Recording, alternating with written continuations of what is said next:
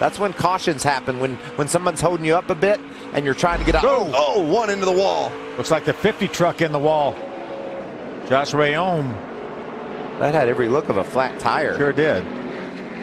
Opportunity to bring that truck down pit road, maybe work on 44 of Austin Wayne Self, who was just a couple trucks in front of our leader, Kyle Busch.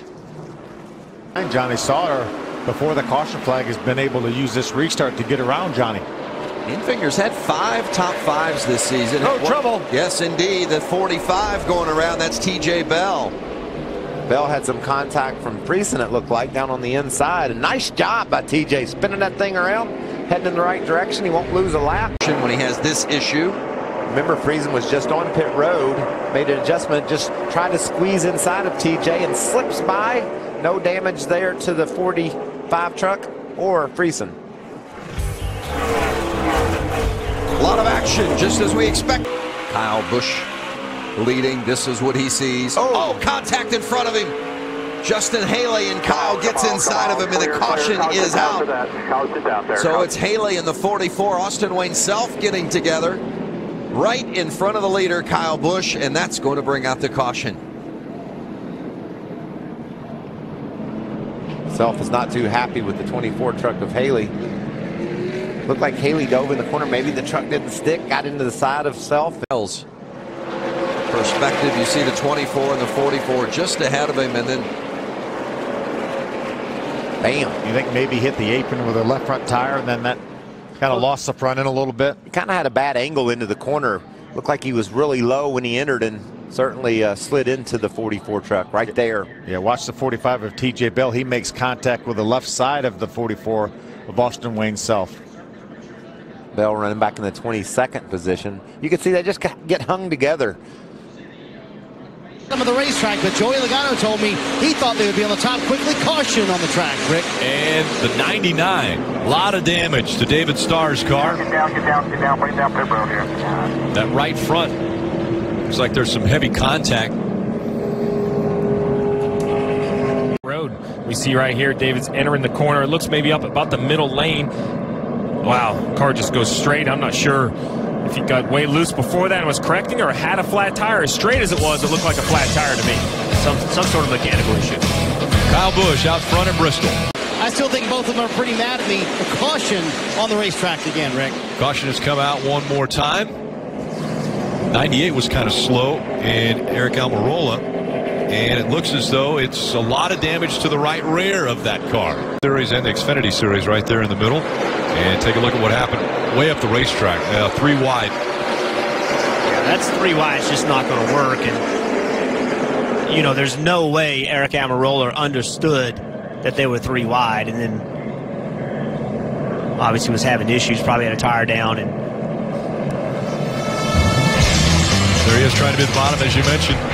He had already had the damage to the right rear. It just compounded with this. He makes some contact with Ross Chastain. This was the first shot, Jeff, up into the wall, heavy damage, and then trying to get out of the way, was then taken 3 wide off turn 2, and this... Caution once again. Rick, it was the 16 of Ryan Reed. It looked like perhaps he had a flat tire in the middle of turns 3 and 4, went straight up the racetrack, made heavy contact on the exit of turn 4.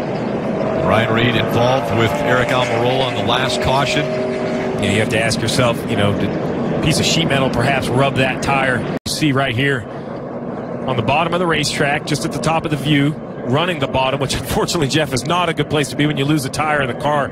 Oh, straight up the hill. We saw the speeds carrying almost 120 to 125 miles an hour into these turns. Can to keep those rotors not too hot, as we see the 33 of Brandon Jones bringing out the caution. He has 2 left side tires that are flat. He was 10th. It's got to be very careful here. They don't run interliners on the left side of this race car. So you see with that flat left front tire how low the car is sitting. You can see the whole wheel.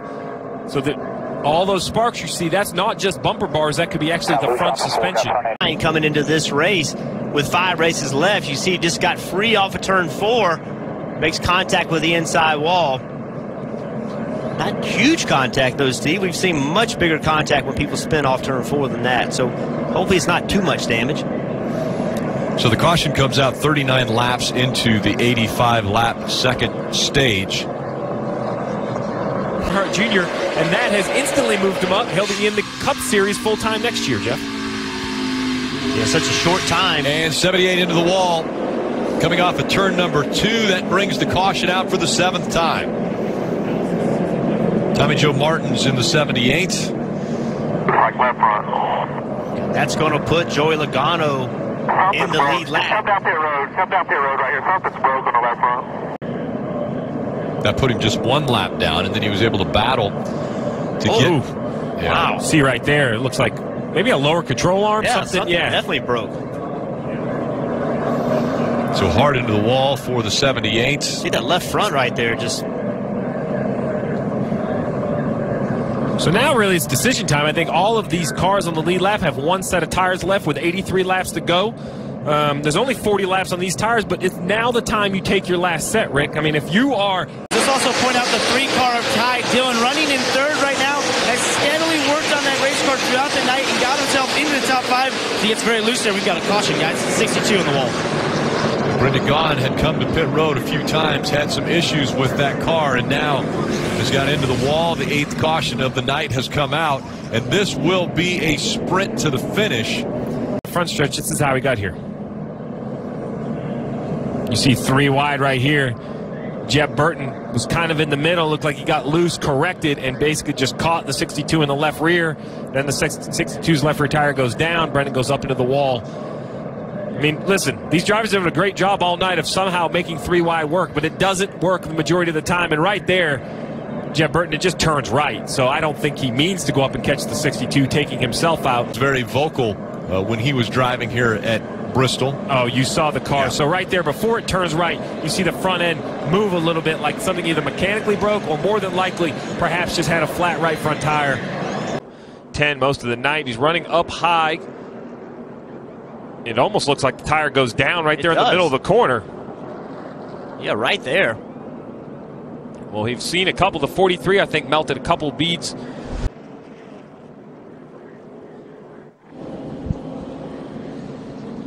Big accident between Austin Dillon and Jeffrey Earnhardt just moments ago here at Bristol Motor Speedway. A lot of damage to both the 3 and the...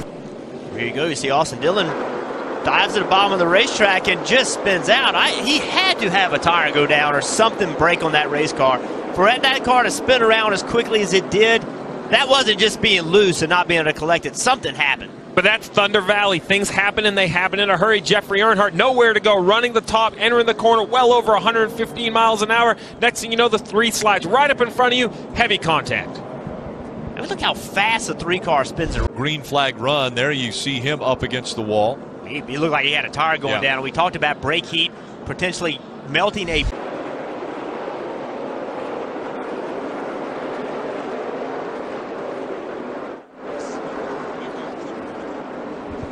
Caution zone. Big wreck for the 24 of Chase Elliott just happened.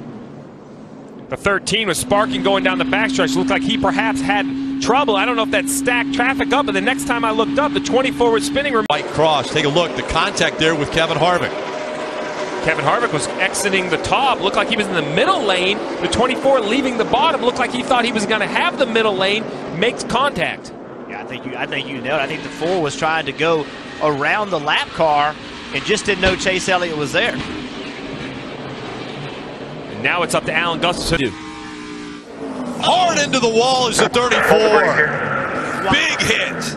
That was a big hit. Landon Castle in the 34 slams into the outside wall.